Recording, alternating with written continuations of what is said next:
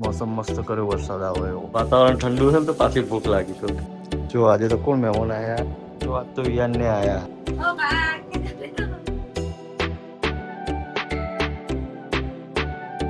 ખાઈ લીધું પાછી મેગી, તું નહીં ખાતી? તો ગાઈસ જો કેટલા દિવસ પછી આજે વરસાદ આવ્યો.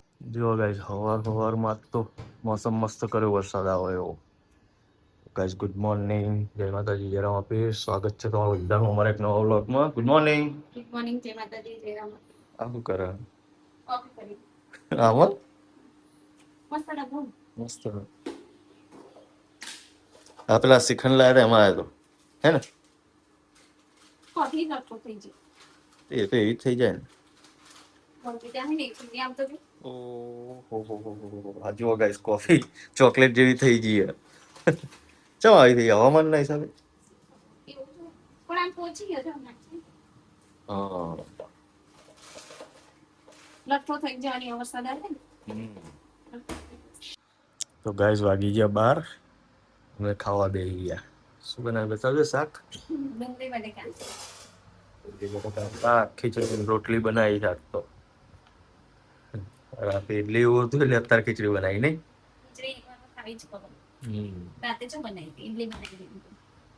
ચલો ગાઈસ તો ખાઈ લઈએ. તો ગાઈસ જો એકવાર તો ખાવાનું થઈ ગયું, પણ વાતાવરણ ઠંડુ છે ને તો પાછી ભૂખ લાગી તો નીલમ ખીચડી વધારે ભૂખ લાગી ગઈ પાછી.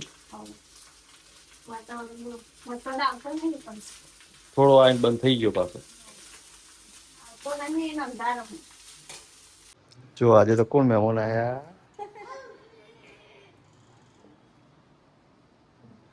જોતો જ નહીં એ બાજુ. એ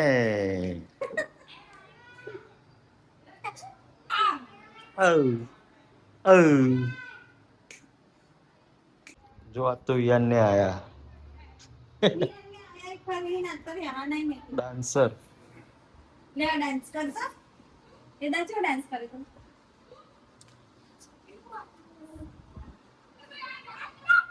વિયાન ની મમ્મી ને હા દોડી વેણો. તો ગાઈસ આજ તો જો 6:06 થાય, નીલમ મસ્ત વેલા વેલા રોધવા માંડી. વેરી ભૂખ લાગે નહીં? ભૂખ નહીં પછી વરસાદ કંટાળો.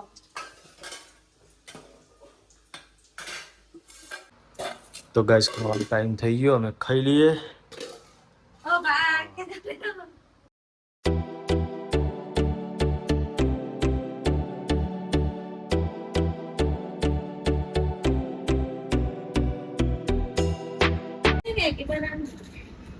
ખાઈ લીધું પાછી મેગી.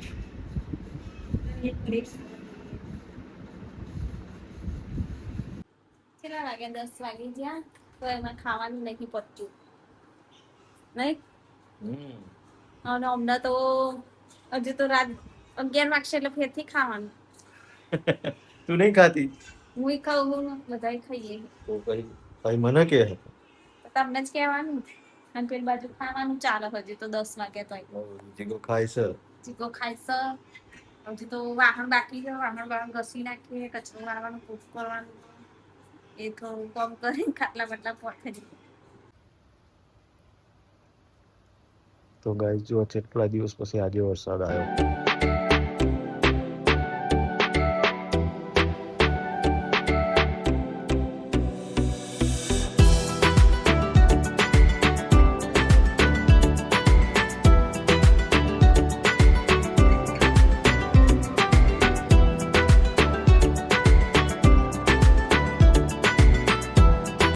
કેટલા વાગે? 11 વાગવા આયા. ખાટલા બાટલા પોઠીએ. ખાટલા ઉપર સુઈ દો પછી ઊંઘીએ. મારા વિડીયો પસંદ આવતા હોય તો લાઈક કરો, કમેન્ટ કરી દેજો ગાઈસ, અને ચેનલને સબસ્ક્રાઇબ કરી દેજો.